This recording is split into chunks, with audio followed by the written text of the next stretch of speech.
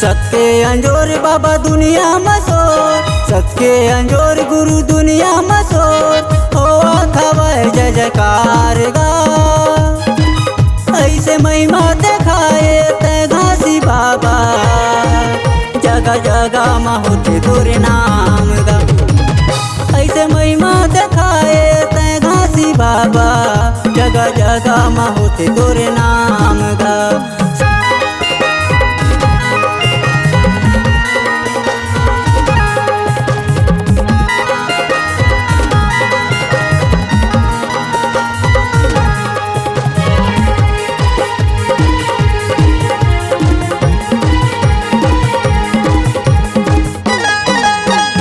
माता अमरौती मागू के लाला, जय होए तोरे नाम गा। सत्य के मोला रास्ता दिखाए, अजय अमर संसार माँ। माता अमरौती मागू के लाला, जय होए तोरे नाम गा। सत्य के मोला रास्ता दिखाए, अजय अमर संसार माँ। सत्य के अंजोर बाबा दुनिया मसो, सत्य के अंजोर गुरु दुनिया मसो, होवा थावे जय जयकार गा। ऐसे महिमा दिखाए ते घासी बाबा, जगह जगह में होते तोरे नाम गा। ऐसे महिमा दिखाए ते घासी बाबा, जगह जगह में होते तोरे नाम गा।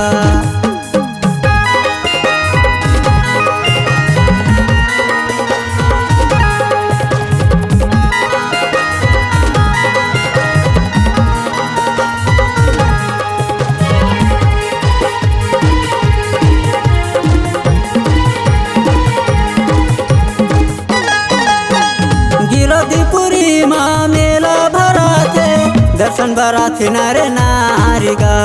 दुनिया दुनिया माँ शोर हवाएगा, सादा झंडा जत खाम के। गिरधिपुरी माँ मेला भरा थे, दर्शन भरा थे नर नारी गा। दुनिया दुनिया माँ शोर हवाएगा, सादा झंडा जत खाम के। सत्य अंजोर बाबा दुनिया मसो, सत्य अंजोर गुरु दुनिया मसो, होवा खावे जय जयकार गा।